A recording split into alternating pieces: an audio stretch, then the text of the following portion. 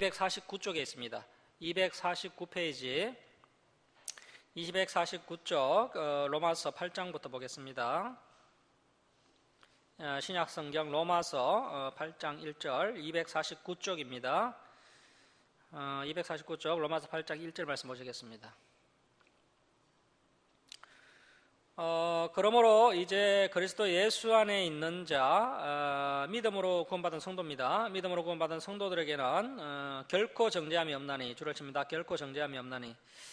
여기에 좀 적어놓으면 좋겠습니다. 율법의 정죄로부터 자유하다. 율법의 정죄로부터 자유하다. 결코 정죄함이 없나니 줄을 치시고, 율법의 정죄로부터 자유하다. 율법의 정죄로부터 자유하다. 우리는 율법의 정죄로부터 자유합니다. 그래서 구약의 율법이 폐한 것이 아니고요. 무엇이 폐한 겁니까? 이 율법의 정죄가 폐한 겁니다. 그리스도 예수 안에 있는 자는 구약 율법을 어긴다고 해서 정죄받아 구원이 취소되거나 지옥 가거나 전혀 그렇지 않다는 겁니다. 그래서 저와 여러분은 율법의 정죄로부터 자유합니다. 자, 그럼에도 불구하고 왜 우리가 이러한 십계명을 지키고 이런 기초율법을 소중하게 생각하고 지켜야 됩니까? 그것이 하나님의 뜻이기 때문에 그렇습니다. 이제는 강제법이 아니라 하나님의 뜻을 헤아리고 내가 스스로 하나님 앞에서 그 뜻을 따르겠다고 스스로 자발적으로 결정하고 따라가야 합니다. 그러한 차원이지 율법을 어긴다고 해서 지옥에 가는 것이 아니라는 겁니다. 자, 그리고 이제 2절 말씀 보십시오. 8장 2절. 이는 그리스도 예수 안에 있는 생명의 성령의 법이 죄와 사망의 법에서 너를 해방하였음이라. 율법이 육신으로 말미암아 연약하여 할 수 없는 그것을 하나님은 하시나니 곧 죄로 말미암아 자기 아들을 죄 있는 육신의 모양으로 보내어 육신의 죄를 정하사. 자, 이것이 무슨 이야기입니까? 연약한 인간이 율법으로 죄를 해결하지 못해서 하나님께서 자신의 아들 예수님을 통해서 이 죄 문제를 해결해 주셨다는 겁니다. 원래는 율법으로 해결해야 하는데 인간이 율법으로 해결하지 못했기 때문에 하나님께서 예수님을 통해서 이 죄 문제를 해결해 주셨다는 겁니다. 자, 그 다음에 말씀이 중요한데요. 자, 죄 문제를 예수님을 통해서 해결해 주셨습니다. 이제 4절 말씀 보시면 육신을 따르지 않고 그 영을 따라 성령을 따라 행하는 우리에게 줄을 치겠습니다. 율법의 요구가 이루어지게 하려 하심이라. 율법의 요구가 이루어지게 하려 하심이라. 예수님께서 우리의 죄를 해결해 주신 그 이유가 무엇일까요? 이 율법의 요구가 이루어지도록 하기 위해서라는 겁니다. 자, 이 율법의 요구가 뭡니까? 거룩이죠. 거룩. 레위기의 주제 거룩입니다. 자, 결국 예수님께서 무엇을 기대하시고 우리를 죄에서 구원해 주신 겁니까? 우리의 변화, 성화, 거룩을 기대하시면서 우리에게 은혜를 베풀어 주신 겁니다. 자, 율법의 요구가 이루어지게 하려 하심이라. 이것을 기대하시고 예수님께서 우리를 위해 피 흘려 주신 겁니다. 자, 그래서 그 큰 은혜를 경험한 우리가 이제 그분의 마음과 심정을 이해했다면 이제 마땅히 우리가 자발적으로 기쁨으로 어떤 길을 선택해야 됩니까? 이제는 이 죄를 멀리하고 거룩하게 살아가야 한다는 겁니다. 자, 그리고 6절 말씀 보십시오. 육신의 생각은 사망이요 영의 생각은 생명과 평안이니라. 육신의 생각은 하나님과 원수가 되나니. 그러니까 어떻게 하라고요? 영의 생각을 가지고 살아라는 겁니다. 영의 생각을 가지고 살아라. 자, 12절 보시면 더 구체화되는데요. 자, 그러므로 형제들아 우리가 빚진 자로 돼. 누구에게 빚진 자입니까? 하나님 아버지께 예수님께 빚진 자로 돼. 육신에게 져서 육신대로 살 것이 아니니라. 자, 이제 율법의 요구에 대한 구체적인 풀이가 계속 나오는데요. 육신에게 져서 육신대로 살 것이 아니니라. 자, 그래서 이제 바울이 계속 강조하는 것이 뭡니까? 이 육신의 생각, 육신의 일을 버리라는 겁니다. 영의 생각, 영의 일을 추구하는 성숙한 신앙인이 되어야 하고 그 거룩함을 이제 이루어 드려야 한다는 겁니다. 자, 13절 말씀 보십시오. 13절. 너희가 육신대로 살면 자꾸 육신을 생각하고 육신의 일을 하면 반드시 죽을 것이로되 반드시 죽을 것이로되 영으로서 성령으로서 몸의 행실을 죽이면 성령으로서 몸의 행실을 죽이면 어떻게 됩니까? 살리니 그러니까 성경을 부분적으로 보면요 구원이 또 쉽게 보이지만요 성경을 전체적으로 보면 구원론이 그렇게 간단하지 않습니다. 자, 17절 말씀 보십시오. 자녀이면 또한 상속자 곧 하나님의 상속자요 그리스도와 함께한 상속자니. 자, 이렇게 우리가 상속자라면 우리가 그와 함께 이제 우리의 신앙이 어디까지 나가야 됩니까? 영광을 받기 위하여 고난도 함께 받아야 할 것이니라. 자, 오늘날 성도님들이요, 이 고난은 자꾸 회피하려고 하고 영광만 받으려고 합니다. 여러분, 우리가 고난을 받아야 영광도 받게 됩니다. 그래서 이 고난을 자꾸 회피하면 안 됩니다. 자, 18절 말씀 보십시오. 생각하건대 현재의 고난은 장차 우리에게 나타날 그 영광과 비교할 수 없도다. 현재의 이 고난은 장차 우리에게 나타날 그 천국의 영광과는 비교할 수 없다. 고난이 있어야 영광도 있는 것이고 십자가가 있어야 부활도 있는 겁니다. 자, 하지만 우리가 이렇게 힘을 낼 수 있는 것은요, 성령께서 연약한 우리를 도와주시기 때문입니다. 자, 26절 말씀 보십시오. 26절. 이와 같이 성령도 우리의 연약함을 도우시나니 우리는 마땅히 기도할 바를 알지 못하나 오직 성령이 말할 수 없는 탄식으로 우리를 위하여 친히 간구하시느니라. 영광의 그날까지 우리가 잘 견디고 잘 이겨낼 수 있도록 기도로 돕고 계시는 성령님이 계시다는 겁니다. 그래서 이제 힘을 내라는 것이죠. 자, 그런데 그 성령님의 기도가 힘이 있는 이유가 뭘까요? 자, 27절 끝에 보십시오. 27절 끝에 성령님이 성도들의 뜻대로 기도해 주십니까? 성령님이 누구의 뜻대로 기도해 주십니까? 자, 27절 끝에 보십시오. 성령이 하나님의 뜻대로 성도를 위하여 간구하심이니라. 그래서 이 성령님의 기도가 힘이 있는 겁니다. 그리고 28절 줄치고 발표하겠습니다. 28절 줄치고 발표합니다. 우리가 알거니와 하나님을 사랑하는 자 곧 그의 뜻대로 부르심을 입은 자들에게는 모든 것이 합력하여 선을 이루느니라. 줄치고 발표합니다. 우리가 이 진리의 길을 가면서 수많은 고난을 당하게 되고 또 뭐 상처를 입게 되지만요, 그것마저도 합력하여서 선을 이루게 된다는 겁니다. 자, 이제 바울이 9장에서 어떤 말을 하느냐 하면 하나님의 놀라운 특권을 받은 그 자신의 민족, 그 이스라엘이 어떻게 이렇게 진리로부터 멀어질 수 있는가 하면서 아주 가슴 아파하는 그런 바울의 표현이 나오는데요. 자, 우리 9장의 3절 말씀 보시겠습니다. 우리 9장 3절 말씀 우리 함께 읽겠습니다. 자, 시작. 나의 형제 곧 고륙의 친척을 위하여 내 자신이 저주를 받아 그리스도에게서 끊어질지라도 은하는 바로라. 자, 이러한 자기 민족을 향한 바울의 애타는 마음을 느낄 수가 있고요. 이런 이야기가 이제 9장에 쭉 나오고 있습니다. 자, 이제 9장 27절 말씀 보십시오. 9장 27절. 27절 상당히 어려운 내용인데요. 9장 27절. 또 이사야가 이스라엘에 관하여 외치되 줄을 칩니다. 이스라엘 자손들의 수가 비록 바다의 모래 같을지라도 남은 자만 구원을 받으리니. 그래서 유대인들은요, 회복이 되지 않는 겁니다. 이방인들이 휴거 받을 때까지요, 유대인들은 극소수만 구원받게 됩니다. 자, 이제 10장으로 갑니다. 10장 2절 말씀 보십시오. 10장 2절. 10장 2절입니다. 내가 증언하노니 그들이 유대인들이 하나님께 열심히 있으나. 자, 오늘날 우리 한국교회 성도님들 열심히 있는 것 뭐 다 인정하죠. 자, 그런데 이 유대인들처럼요, 한국교회 성도님들이 열심은 있는데 뭐가 없습니까? 성경에 대한 올바른 지식이 없는 겁니다. 자, 여러분, 올바른 지식이 없는 그 잘못된 열심이요, 예수님을 어떻게 했습니까? 유대인들의 그 잘못된 열심이 예수님을 십자가에 못 박아 죽였습니다. 유대인들은 하나님의 일을 한다고 하면서요, 예수님을 십자가에 못 박아 죽였습니다. 자, 나중에 이제 마지막 때가 되면요, 거짓 선지자들이 등장하게 될 텐데요, 그 거짓 선지자들이 성도들을 넘겨주게 될 겁니다. 죽음으로 넘겨주게 될 겁니다. 그것이 하나님의 일을 한다 하면서 그런 악한 짓을 하는 겁니다. 올바른 지식이 없으면요, 하나님을 대적하는 열심이 됩니다. 그 열심을 가지고 사실은 하나님과 싸우고 있는 겁니다. 자, 이러한 이야기는 이제 남유다 말기 역사에도 발견할 수가 있습니다. 자, 10장 17절 줄치고 발표하겠습니다. 10장 17절 줄치고 발표하겠습니다. 그러므로 믿음은 기적을 보고 생기나요? 아니죠. 참 믿음은 이 말씀을 들음에서 나며 들음은 그리스도의 말씀으로 말미암았느니라.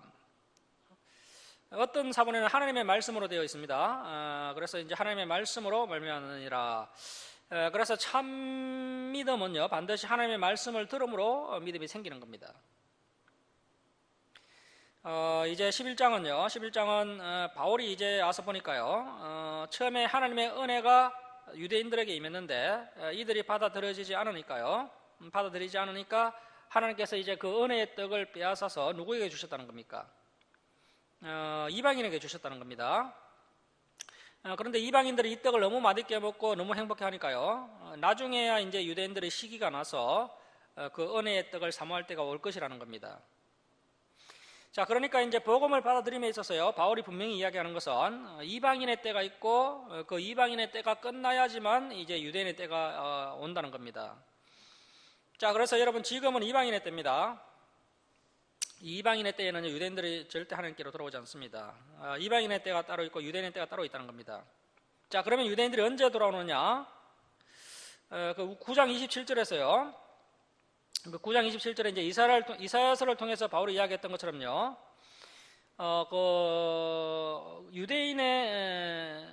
이방인의 그 전도의 때까지는 극소수의 유대인들만 들어올 것인데, 자, 그러면 그 예수님의 그 첫 열매 유대인들이 언제 대거 돌아오게 되느냐? 그 이야기는 이제 요한계시록 정윤왕국까지 가야지만 우리가 이제 알 수 있습니다. 또 이러한 내용들을 우리가 또 파악하려면 스가랴서를 또 알고 있어야 되고요. 마태복음, 누가복음, 그리고 이런 이사야서, 이러한 성경책들을 우리가 이제 전반적으로 알고 있어야 유대인의 때에 대해서 우리가 이제 풀어낼 수가 있습니다. 자, 바울이 이제 이 사실을 깨닫고는요, 하나님의 지혜와 지식에 대해서 탐복을 합니다. 자, 로마서 11장 33절 말씀 보십시오. 11장 33절. 이 이방인의 전도의 때에 있어서, 그래서 이제 전도의 때에 있어서는 이제 이방인의 때가 있는 것이고요. 그 이방인의 때가 끝나고 이제 유대인의 때가 오는 것이구나. 이방인들이 이렇게 행복해하고 감사하고 즐거워하는 것을 보고서야 유대인들이 대거 돌아오게 되는 것이구나라는 이 사실을 이제 바울이 깨닫고 바울이 하나님을 찬양합니다. 자, 11장 33절 우리 함께 읽겠습니다. 자, 시작. 깊도다 하나님의 지혜와 지식에 풍성하며 그의 판단은 헤아리지 못할 것이며 그의 길은 찾지 못할 것이로다. 자, 여기까지가 믿음의 이론편입니다. 로마서 1장부터 11장까지가 믿음의 이론편입니다. 그리고 이제 12장부터 16장까지 믿음의 실천편입니다. 믿음의 실천편. 믿음은 이론도 중요하지만요, 역시 실천이 중요하죠. 특별히 오늘날 한국교회가 이신덕이 이론은 굉장히 강조하지만 실천하는 부분에 있어서는 큰 약점을 보이고 있기 때문에 오늘날 목회자들이 더욱 강조해서 가르쳐야 될 부분이 로마서 12장부터 16장입니다. 자, 12장 1절 말씀 보십시오. 그러므로 형제들아, 내가 하나님의 모든 자비하심으로 너희를 권하노니 너희 몸이면 이제 전인격을 말하는 겁니다. 전인격을 너희 전부를 하나님이 기뻐하시는 거룩한 산제물로 드리라. 자, 그래서 우리의 그 예배의 시작은요, 주일 예배입니다. 주일 예배. 예배의 시작은 주일 예배고요. 또 이 예배의 완성은 삶을 통해서 이루어지게 됩니다. 정말 우리의 전부를 하나님의 거룩한 산제물로 드릴 수 있는 이러한 참 예배자가 되어야 됩니다. 예배의 시작은 주일 예배로부터 시작을 해서 예배의 완성은 우리의 삶 가운데에서 이루어진다는 거죠. 자, 이는 너희가 드릴 영적 예배니라. 그래서 이것이야말로 우리가 드리게 될 영적 예배라는 겁니다. 자, 그리고 이제 2절 말씀 보시면요, 영적 예배를 드리기 위한 세 가지 기본 자세를 이야기하고 있습니다. 영적 예배를 드리기 위한 세 가지 기본 자세. 자, 2절 말씀 보시면 너희는 이 세대를 본받지 말고. 자, 여러분, 이 세상은 마귀적이고 정욕적입니다. 그리고 세속적입니다. 이 세상의 모든 것이 사실은 마귀로부터 나왔습니다. 그래서 저와 여러분은 정말 이 시대의 정신을 본받지 않는 것, 이것이 바로 영적 예배의 첫 단추입니다. 계속해서 스마트폰을 만지고 시대 정신을 흡수하고 그리고 TV와 매스컴을 통해서 그런 것들을 계속해서 우리가 가까이 하면요, 우리가 이 시대 정신을 이겨낼 수가 없습니다. 고작 뭐 일주일에 한두 시간 정도 예배하고 성경 조금 배우는 것으로는요, 우리가 이런 시대 정신은 이겨낼 수가 없는 것이죠. 자, 그래서 너희는 이 세대를 본받지 말고 이제 두 번째는 오직 마음을 새롭게 함으로 변화를 받아, 그래서 변화되어야 됩니다. 몸과 마음을 새롭게 함으로 변화를 받아야 되지, 그 자리에 계속 정체되어 있거나 오늘날 한국교회처럼 오직 믿음하면서 그 수상적인 믿음에 계속 머물면서 어린아이와 같은 그런 믿음을 가지고 있어서는 절대로 안 된다는 겁니다. 자, 그리고 세 번째는 하나님의 선하시고 기뻐하시고 온전하신 뜻이 무엇인지 분별하도록 하라. 그래서 또 항상 분별해야 됩니다. 하나님의 온전한 뜻이 무엇일까 분별하도록 해라. 자, 이렇게 이제 기본적인 세 가지 자세를 가지고 영적 예배를 들어야 한다는 겁니다. 자, 이제 3절에서 13절까지는 교회에서 생활의 예배가 되어야 한다는 겁니다. 교회에서의 생활 예배가 되어야 된다. 그래서 이 시대 정신을 본받지 않는 기본 자세를 가지고 가장 먼저 교회에서 생활의 예배가 되어야 합니다. 안에서 새는 바가지는 밖에서도 새는 법이죠. 교회에서 예배가 안 되는 사람들은요, 밖에서 삶의 예배는 생각도 못 하는 겁니다. 자, 그래서 반드시 일단 이 교회에서의 생활이 이제 예배가 되어야 한다는 겁니다. 자, 3절 말씀 보십시오. 내가 주신 은혜로 말미암아 너희 각 사람에게 말하노니 마땅히 생각할 그 이상의 생각을 품지 말고 오직 하나님께서 각 사람에게 나누어 주신 믿음의 분량대로 지혜롭게 생각하라. 자, 생각할 그 이상의 생각을 품지 말고 자신의 그 믿음의 분량대로 지혜롭게 생각하라. 쉽게 이야기하면요, 생각의 분수를 지키라는 겁니다. 생각의 분수를 지켜라. 교회에서 믿음 생활할 때 자기의 직분과 자기 자리에 맞는 생각의 분수를 지킬 수 있어야 되고요. 또 이 교회에서의 생활이 예배가 되어야 한다는 겁니다. 그래서 이제 구체적인 이야기가 나오는데요. 이제 6절부터 8절까지 7가지 은사를 소개하고 있습니다. 7가지 은사를 소개하고 있는데요. 6절 말씀 보십시오. 우리에게 주신 대로 6절 우리에게 주신 은혜대로 받은 은사가 각각 다르니 혹 예언이면, 이 예언은 앞에서 이제 제가 설교라고 이야기해 드렸습니다. 가르치는 은사, 말씀을 가르치고 권면하는 이러한 것들이 바로 예언입니다. 자, 그 예언이면 믿음의 분수대로, 혹은 섬기는 일이면 섬기는 일로, 혹 가르치는 자면 가르치는 일로, 혹 위로하는 자면 위로하는 일로, 구제하는 자는 성실함으로, 다스리는 자는 부지런함으로, 긍휼을 베푸는 자는 즐거움으로 할 것이니라. 자, 이렇게 7가지 은사를 가지고 이제 교회에서의 생활이 예배가 되어야 한다는 겁니다. 각자의 은사를 가지고 교회에 덕을 끼치고 공동체에 덕을 끼치는 그러한 예배자가 되어야 한다는 겁니다. 자, 방금 우리가 이제 7가지 은사를 살펴봤는데요. 분명히 로마서 1장 11절에서는 바울이 이제 너희에게 신령한 은사를 나누어 주고 싶다라고 했는데요. 자, 우리가 이 고린도전서 12장에서 함께 살펴봤던 것처럼 신령한 은사에 대해서 너희가 반드시 알았으면 좋겠다고 강조하면서 고린도전서에 이제 은사 이야기가 나왔었죠. 은사 이야기가 나왔는데, 자, 그런데 로마서 1장 11절 역시도 내가 너희에게 신령한 은사를 나누어 주고 싶다라고 이야기하면서 이제 이 로마서 12장에 와서 7가지 은사를 소개하고 있는데, 자, 특이한 것은요, 고린도전서 12, 13, 14장과는 달리 방언의 은사와 방언 통역의 은사는 제외되어 있다는 겁니다. 그리고 이 이후로는 이제 성경 어디에도 방언의 은사를 강조하는 내용이 일체 등장하지 않고 있다는 거죠. 그래서 이제 우리가 추정하기로는요, 바울이 이 고린도 후서를 통해서 이 고린도 교회의 그 거짓 사도들, 그리고 거짓 복음과 거짓 영을 준다라는 이 사탄의 일꾼들이 고린도 교회에 들어가서 이 고린도 교회에 심각한 문제가 발생했다라는 것을 이제 알게 되었지 않습니까? 그래서 이제 고린도 교회의 문제가 그런 근본적인 문제가 있다는 것을 이제 발견한 상태이기 때문에요. 아마도 이제 방언에 대한 진단도 이제 바울이 정확하게 하게 되어서 은사에서 제외시킨 것이 아닌가, 이렇게 이제 추정해 볼 수 있다는 겁니다. 자, 그 다음에 이제 10절 말씀 보시면 교회에서의 생활이 이러한 예배자가 되어야 한다라고 말씀하고 있습니다. 자, 10절 말씀 보십시오. 형제를 사랑하여 서로 우애하고 존경하기를 서로 먼저 하며 부지런하여 게으르지 말고 열심을 품고 주를 섬기라. 소망 중에 즐거워하며 환난 중에 참으며 기도에 항상 힘쓰며 또 어려운 성도들의 쓸 것을 공급하며 손대접하기를 힘쓰라. 자, 여기까지가 교회에서의 생활이 예배가 되어야 한다라는 그런 말씀이 되겠습니다. 그리고 이제 14절에서 21절은 이제 교회를 넘어서서 이제 교회의 담장을 넘어서서 이제는 사회에서의 생활이 예배가 되어야 한다. 사회에서의 생활이 예배가 되어야 한다. 그런 말씀이 나옵니다. 자, 14절 말씀 보십시오. 14절. 너희를 박해하는 자를 축복하라. 축복하고 저주하지 말라. 즐거워하는 자들과 함께 즐거워하고 우는 자들과 함께 울라. 그래서 정말 함께 울고 함께 웃을 수 있는 그런 사람들이 되어야 한다는 겁니다. 자, 그 다음에 16절 말씀 보시면 서로 마음을 같이 하며 높은 데 마음을 두지 말고 도리어 낮은 데 처하며 스스로 지혜 있는 채 하지 말라.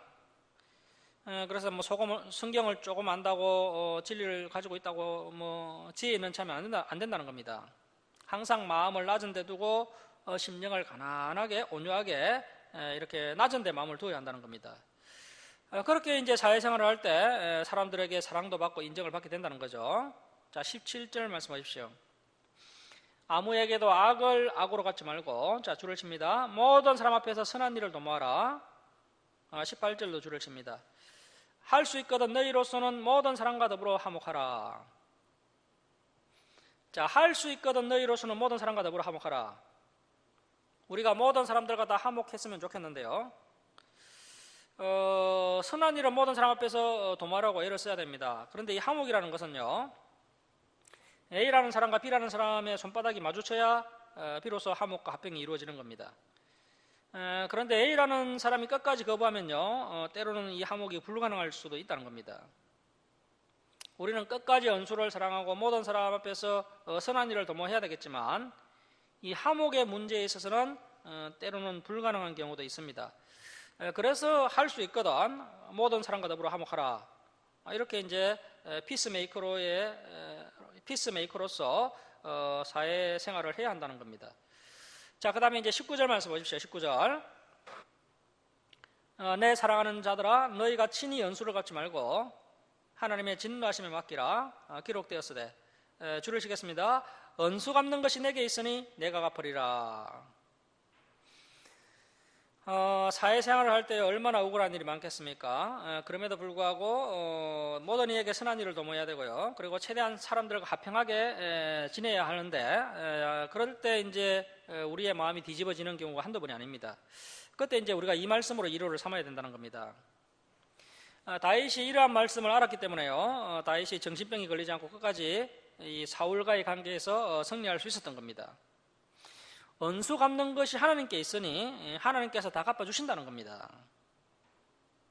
자, 그런데 저와 여러분은요, 뭐 은수가 아닌데도 은수라고 착각하는 경우도 있고요. 또 우리가 은수를 직접 갚으면 어설프게 갚을 수 있습니다. 그러나 하나님은요, 우리의 은수를 제대로 갚아주시고요. 하나님은 또 우리의 진짜 은수를 다 아신다는 겁니다. 자, 그 다음에 20절 말씀 보십시오. 20절. 내 은수가 줄이거든 먹이고 목마르거든 마시게 하라. 그리함으로 네가 숯불을 그 머리에 쌓아 놓으리라. 이 은수가 감동을 받고 부끄러움을 느끼도록 그렇게 살아가야 한다는 겁니다. 자, 그 다음에 21절 말씀 보시면 줄치고 발표하겠습니다. 악에게 지지 말고 선으로 악을 이기라. 이게 바로 12장의 결론입니다. 우리 성도님들은 끝까지 선으로 악을 이기는 그러한 변함없는 열심이 있어야 됩니다. 21절이 22장의 결론입니다. 자, 그리고 이제 13장 1절부터 7절은 이제 국가의 관계가 영적 예배가 되어야 한다는 겁니다. 국가의 관계가 영적 예배가 되어야 된다. 사회와의 관계가 영적 예배가 되어야 하고요. 그리고 이제 국가의 관계가 영적 예배가 되어야 됩니다. 그래서 자꾸 구원의 관계에만 머물러 있는 것이 아니라 이제 구원받은 성도라면 어떻게 살아야 하는가에 대한 진지한 고민과 몸부림이 있어야 한다는 겁니다. 바로 바울 사도는요, 성화의 삶에 대해서 이런 식으로 이제 예배의 관점으로 이 성화를 소개하고 있는 겁니다. 자, 13장 1절에서 7절은 모범 국민이 되어야 한다는 겁니다. 모범 국민. 특별히 정직한 국민이 되어야 한다는 겁니다. 정직한 국민. 자, 그래서 한국 사회에서 사람들이 정말 기독교인들은 정말 정직하다. 정직성은 정말 인정한다. 이 정도로 평가받는 그런 교회와 성도들이 되어야 한다는 겁니다. 자, 그래서 1절에서 7절까지는 몸은 국민이 되어야 한다는 이야기를 이제 하고 있는 겁니다. 자, 그리고 이제 8절 말씀 보십시오. 8절. 8절 보시면 빚자 사랑의 빚 외에는 아무에게든지 아무 빚도 지지 말라. 자, 여러분 우리가 빚을 자꾸 지는 이유가 뭘까요? 자기의 삶에 자족하지 않기 때문에 빚을 짓는 겁니다. 그리고 우리의 마음 가운데 욕심이 있기 때문에 자꾸 빚을 지는 겁니다. 그러나 성경에는요, 빚자 사랑의 빚 외에는 아무 빚도 지지 말라고 교훈하고 있습니다. 자, 계속 보시면 남을 사랑하는 자는 율법을 다 이루었느니라. 자, 우리 9절 10절 함께 읽겠습니다. 자, 시작. 간음하지 말라, 살인하지 말라, 도둑질하지 말라, 탐내지 말라 한 것과 그 외에 다른 계명이 있을지라도 내 이웃을 내 자신과 같이 사랑하라 하신 그 말씀 가운데 다 들었느니라. 사랑은 이웃에게 악을 행하지 아니하나니 그러므로 사랑은 율법의 안성이니라. 자, 10절 끝에 그러므로 사랑은 율법의 안성이니라 줄치고 별표하겠습니다.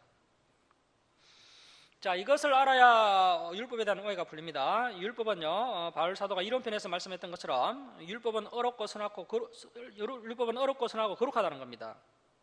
자, 단 한 번도 바울 사도는 율법을 부정한 적이 없습니다. 왜냐하면 이 바울 사도가 분명히 율법을 알고 있거든요. 이 율법의 두 가지 기둥이 하나님 사랑, 이웃 사랑, 하나님 사랑, 이웃 사랑이라는 것을 알고 있었습니다. 그래서 율법은 사랑이라는 것을 바울 사도는 알았던 겁니다. 자, 그런데 이 이야기를 요한도 알고 있었고요, 예수님도 알고 있었습니다. 자, 그런데 오늘날 한국교회는요, 율법에 대한 부정적인 인식을 가지고 있으면서 그 율법의 십계명과 신의 산 언약과 레위기 너머에 있는 이 사랑의 정신을 읽어내지 못하고 있다는 겁니다. 자, 그리고 이제 11절 말씀 보십시오. 11절. 또한 너희가 이 시기를 알거니와 자다가 깰 때가 벌써 되었으니 이는 이제 우리의 구원이 처음 믿을 때보다 가까웠음이니라. 밤이 깊고 낮이 가까웠으니 그러므로 우리가 어둠의 일을 벗고 빛의 갑옷을 입자. 자, 예수님께서 산상수훈에서 이 빛이 뭐라고 하셨습니까? 착한 행실이라고 이야기하셨죠. 자, 어둠의 일을 벗고 착한 일을 하는 것이 바로 빛의 갑옷을 입는 겁니다. 착한 일을 하는 것이 빛의 갑옷을 입는 겁니다. 분명합니다. 어둠의 일을 벗고 착한 일을 하자. 빛의 갑옷을 입자. 자, 그 다음에 13절 말씀 보시면 낮에와 같이 단정 행하고 그래서 우리 성도와 목회자들은요, 단정해야 됩니다. 인디언 추장 딸처럼 온갖 치장을 하고 그렇게 해서는 안 됩니다. 낮에와 같이 단정 행하고 방탕하거나 술 취하지 말며 음란하거나 호색하지 말며 다투거나 시기하지 말고 14절 줄치고 발표하겠습니다. 오직 주 예수 그리스도로 옷 입고 정욕을 위하여 육신의 일을 도모하지 말라. 자, 이 14절이요 또 13장의 결론입니다. 14절이 13장의 결론입니다. 그래서 12장의 결론은 악에게 지지 말고 선으로 악을 이기라. 악에게 지지 말고 선으로 악을 이기라. 그리고 13장의 결론은 오직 주 예수 그리스도로 옷을 입고 정욕을 위하여 육신의 일을 도모하지 말라. 바로 욕심을 위하여 육신의 일을 도모하지 않는 것이 바로 영적 예배의 결론입니다. 자, 여러분 우리가 레위기를 통해서 살펴본 이 제사법 그리고 이제 신약성경 로마서를 통한 이 영적 예배의 정신은요 사실 일맥상통한 겁니다. 자, 그리고 이제 14장부터 15장 13절까지 14장부터 15장 13절까지 아디아포라 문제인데요. 아디아포라 문제. 아디아포라는 헬라어 아디아포로스에서 나왔습니다. 아디아포로스에서 나왔는데 아디아포라는 아무래도 좋은 이런 뜻입니다. 아무래도 좋은. 상황과 환경에 따라서 얼마든지 다르게 적용할 수 있는 그런 문제라는 겁니다. 본문에서는 어떤 문제입니까? 우상에게 바쳐졌던 소고기, 양고기를 먹을 수 있느냐? 또 먹을 수 없느냐? 그 문제인데요. 이제 당시 이방 신전에 수많은 양고기들이 바쳐졌고요. 그 양이 이제 뒷문으로 시장에 유통되고 있었는데요. 그 누구도 이 양고기가 우상에 바쳐졌던 양고기인지 아니면 정상적인 가정에서 이제 도축된 그런 양고기인지 알 수가 없습니다. 자, 그래서 이제 이 시장에 유통되고 있는 이런 우상에게 바쳐졌던 양고기를 우리가 비록 먹는다 하더라도, 성도들이 그때 먹는다 하더라도 그것이 뭐 신앙과 구원에 있어서는 전혀 문제가 되지 않는다는 겁니다. 그래서 이 문제는 뭐 진리와 본질을 침해하지 않는 문제를 이야기하는 건데요. 그래서 진리와 본질을 침해하지 않는 그 상황과 환경에 따라서 얼마든지 다르게 적용할 수 있는 문제들이 이 교회 가운데 있다는 겁니다. 자, 문제는요, 오늘날 교회가요, 진리와 본질을 침해하는 문제는 쉽게 양보하고 있습니다. 자, 그런데 얼마든지 양보할 수 있는 문제, 그런 대수롭지 않은 문제는요, 목숨을 걸고 자존심 싸움을 하는 것을 볼 수 있습니다. 왜 이런 일이 일어나고 있을까요? 무엇이 아디아포라이고 무엇이 진리인지 구분을 하지 못하기 때문에 그렇습니다. 이 정확한 캐논, 이 성경 66권, 이 정확한 잣대가 없기 때문에요, 이 아디아포라 문제도 제대로 구분을 해내지 못하고 있다는 겁니다. 자, 그래서 이 진리를 침해하지 않는 아무래도 좋은 일 같은 경우에는요, 반드시 믿음이 강한 성도들의 역할이 아주 중요합니다. 믿음이 강한 성도들은 이러한 분쟁과 분열을 피하고요, 화목과 화평을 도모하는 자세를 가지고 있어야 한다는 겁니다. 이 믿음이 약한 성도들을 향해서 믿음이 강한 성도가 가슴을 넓게 열어야 한다는 겁니다. 이 진리와 본질을 침해하지 않는 문제 앞에서는 늘 믿음이 약한 성도들 입장에서 생각할 수 있어야 한다는 겁니다.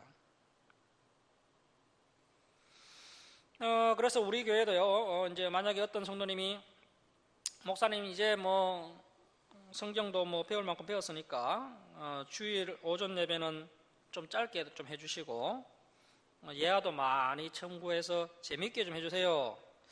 이렇게 하면 저는 양보하지 않습니다. 그런 분들 몇 분 계신데 할 수가 없고, 왜냐하면 그거는 진리를 양보하는 거기 때문에 그렇게 할 수가 없죠. 그 외에 다른 문제, 오늘 우리 집사님 십자가에 레온 좀 들어오게 하면 안 될까요? 더 예쁘게 하면 안 될까요? 이런 문제는 고민해 볼 수도 있는 거죠. 진리가 아니기 때문에.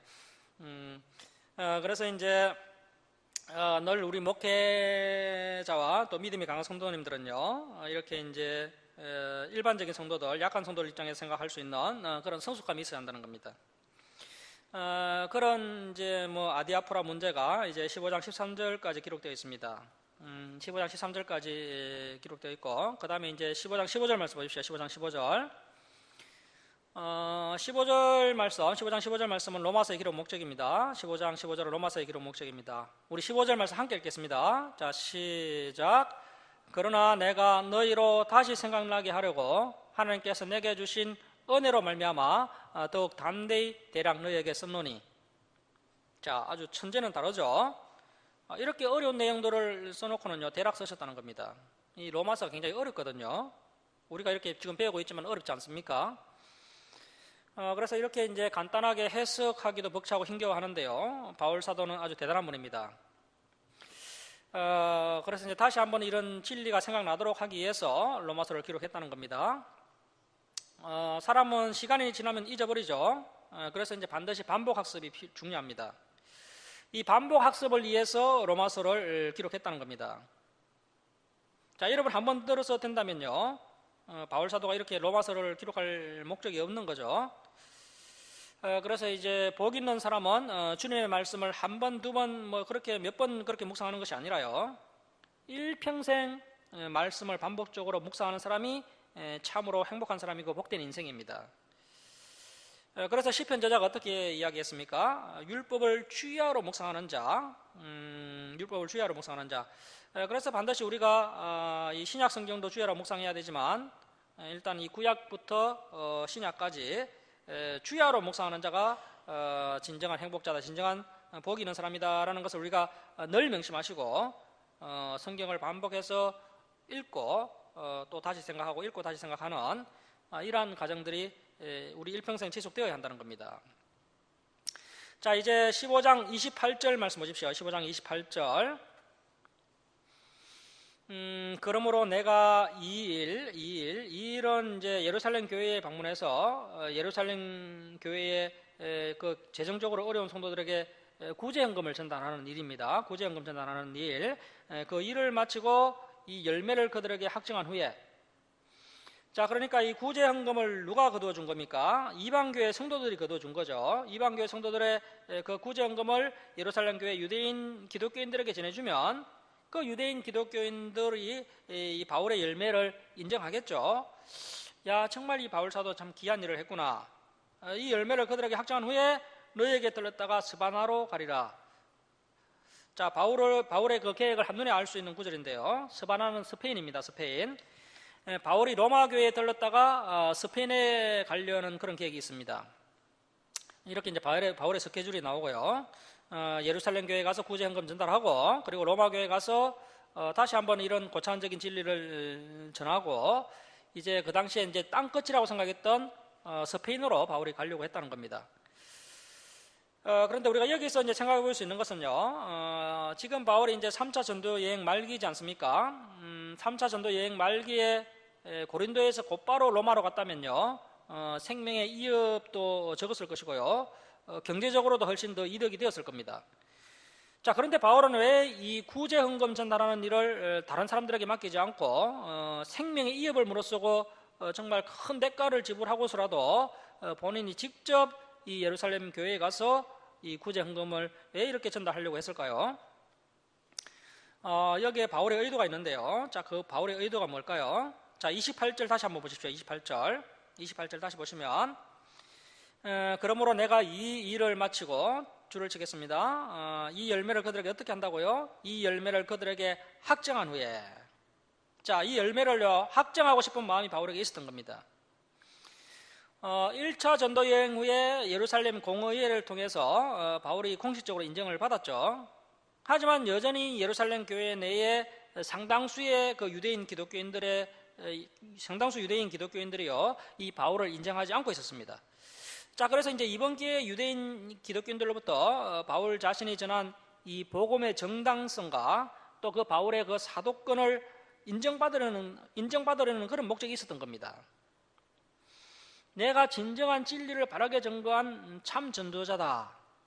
이 바울이 자신이 전한 그 진리의 정당성을 인정받고 싶었던 겁니다. 자, 그리고 이제 16장으로 가시면요.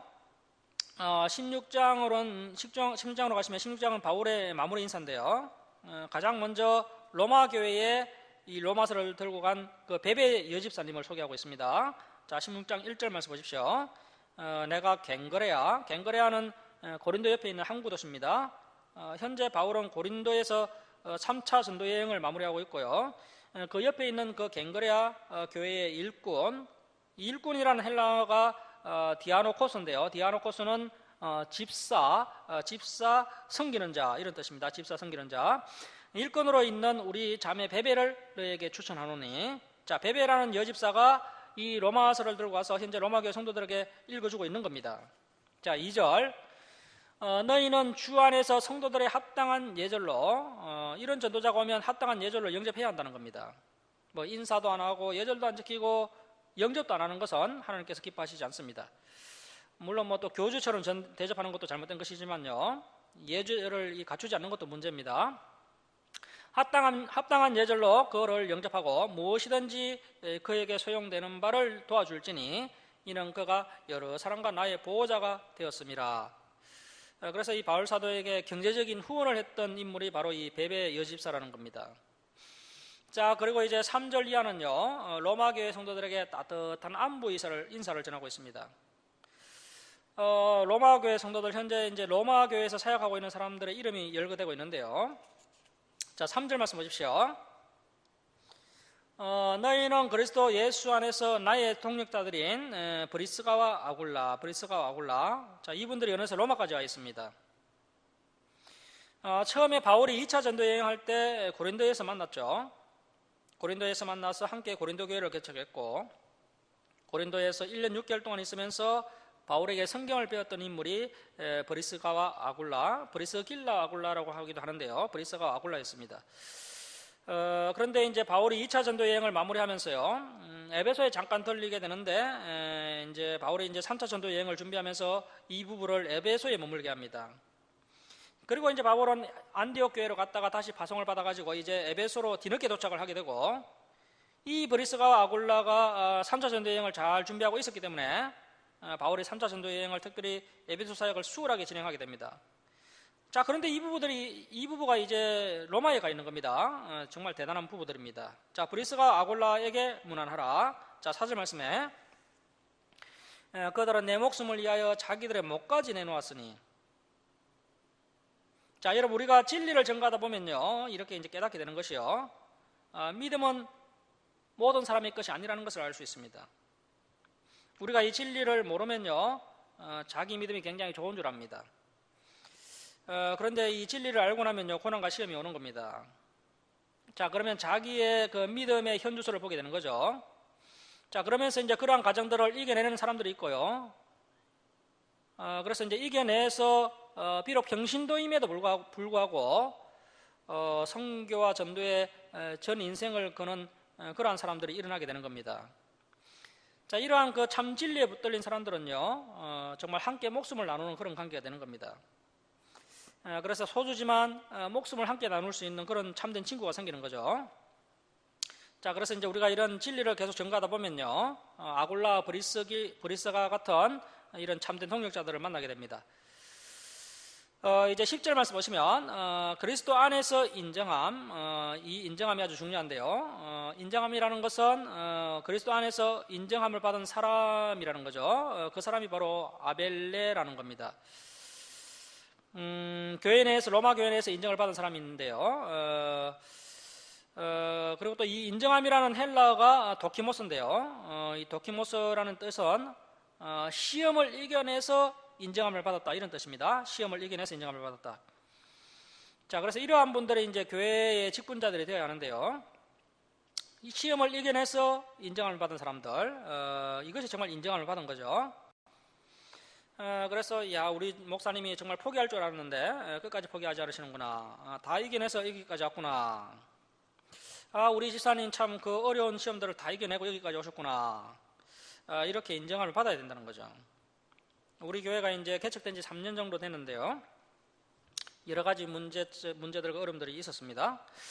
앞으로 이런 문제와 시험이 이제 우리 앞에 계속해서 다가올 겁니다.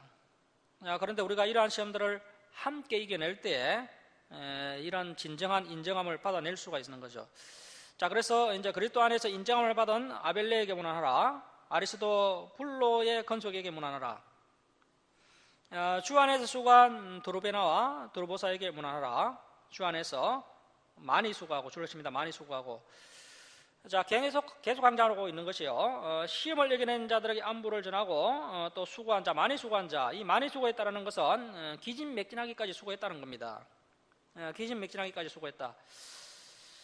사실 뭐 세상 일에 대해서는 이렇게 기진맥진하게 수고하는 사람들이 굉장히 많습니다. 하지만 하나님의 일에 대해 기진맥진하도록 수고하는 사람이 많지 않습니다.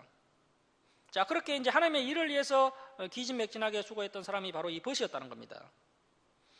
자, 이 버시가요, 페르시스라는 뜻인데요, 이것을 음력을 이렇게 버시로 한 겁니다. 페르시스라는 것은요, 페르시아의 여자라는 뜻입니다. 페르시아의 여자.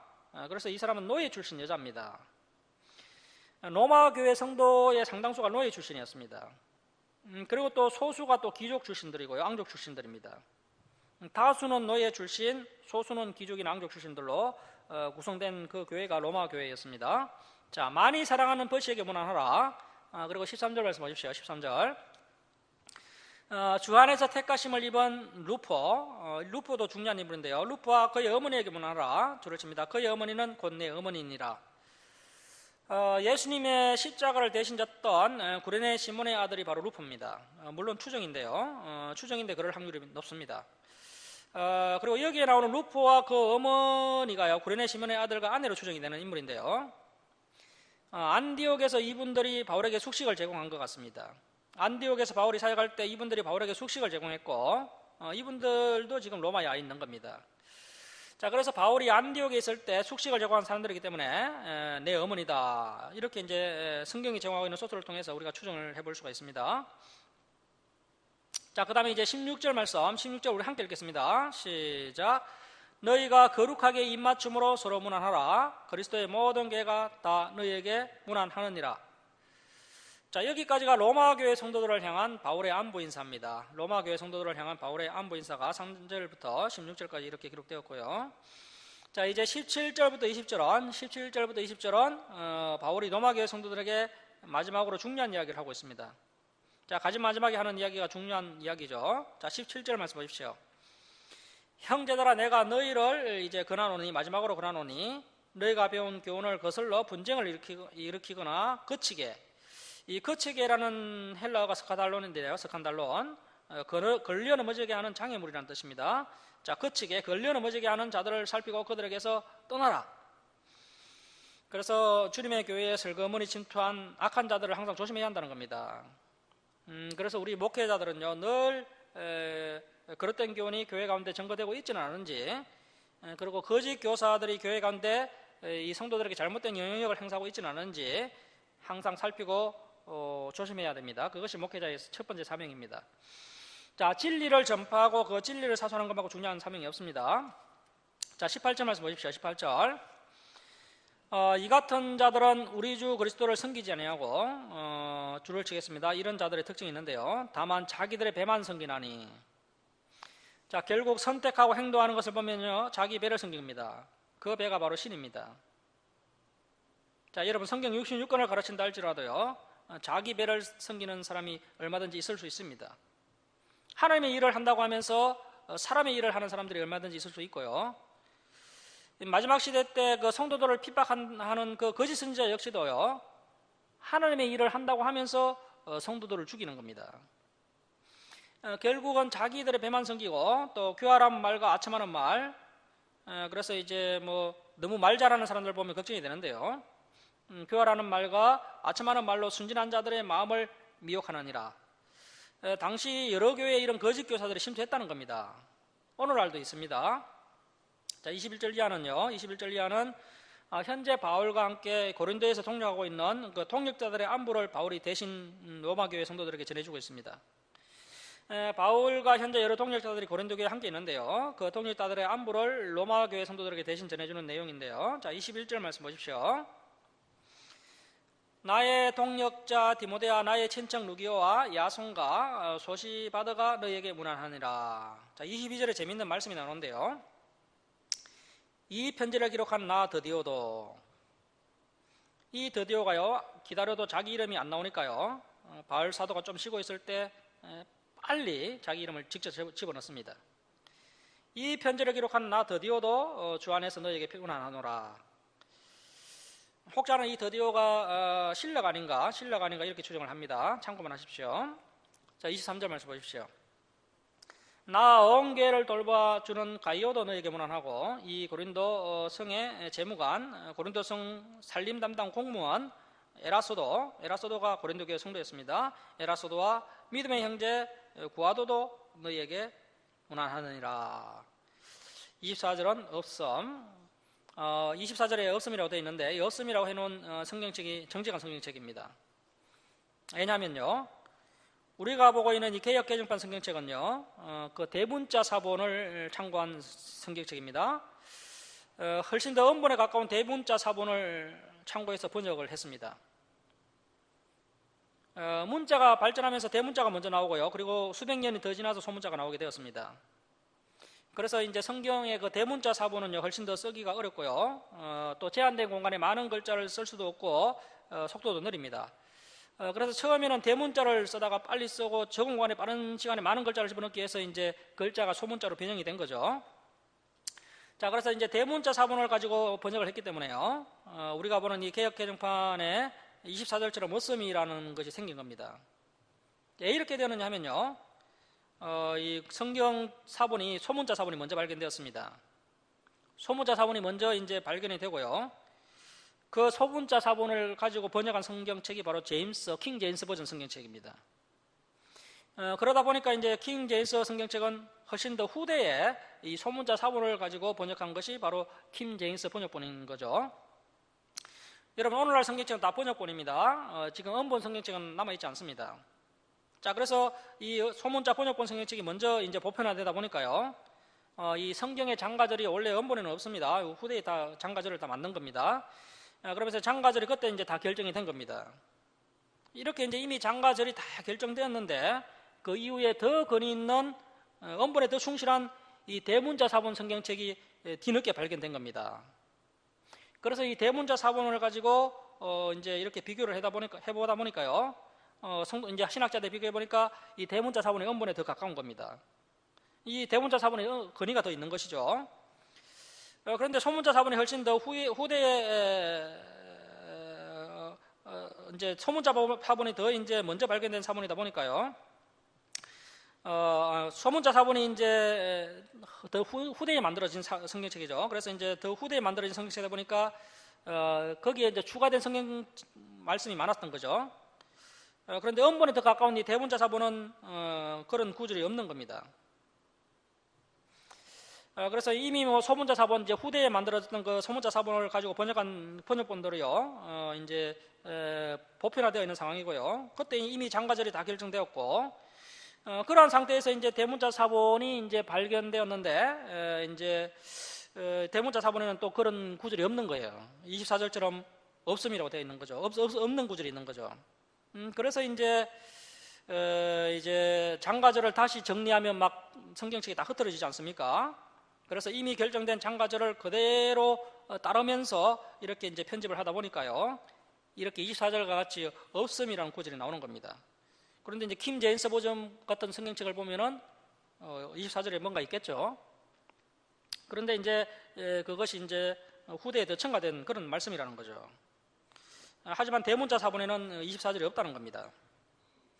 그런데 이제 킴 제임스 신분자들은요, 킴 제임스가 뭐 정말 참된 진리라고 주장하는 그런 목회자와 이제 성도들이 있는데요, 그런 사람들은 이것을 가지고 사탄이 변개했다라고 주장합니다. 이제 그러나 여러분, 전혀 변개한 것이 아닙니다. 오히려 대문자 사본이 원본에 더 가까운 겁니다. 그래서 우리 성도님들은 뭐 킴 제임스 성경책이 완벽한 성경책이라는 그런 말에 속지 마시기 바랍니다. 자, 25절 말씀 보십시오. 25절. 나의 복음과 예수 그리스도를 전파함은 영세전부터 감춰졌다가 이제는 나타나신 바 되었으며, 영원하신 하나님의 명을 따라 선지자, 구약 선지자들의 글로 말미암아 모든 민족이 믿어 순종하게 하시려고 알게 하신 바 그 신비의 계시를 따라 된 것이니 이 복음으로 너희를 능히 경고하게 하실. 자, 27절 함께 읽겠습니다. 시작. 지혜로우신 하나님께 예수 그리스도로 말미암아 영광이 세세 무궁하도록 있을지어다. 아멘. 자, 이렇게 베베라는 여집사가 로마교회 성도들을 모아놓고 바울의 편지를 읽어주고 그리고 질문 몇 개 받고 로마서 전달을 마치게 된 겁니다. 오늘날 이 로마서를 지나치게 해석을 하고 있습니다. 뭐 물론 많은 해석을 하면 뭐 듣기는 좋은데요, 로마서가 또 한눈에 보이지가 않습니다. 그래서 저와 여러분은 이러한 뼈대를 가지고 로마서 말씀을 살펴보면서 이제 이렇게 보면 이제 로마서가 한눈에 보이게 되는데요. 자, 이제 로마서 맨 끝에다가 사도행전 20장 3절이라고 적습니다. 사도행전 20장 3절. 다음 시간에 우리가 사도행전 20장 3절부터 보도록 하겠습니다. 기도하겠습니다.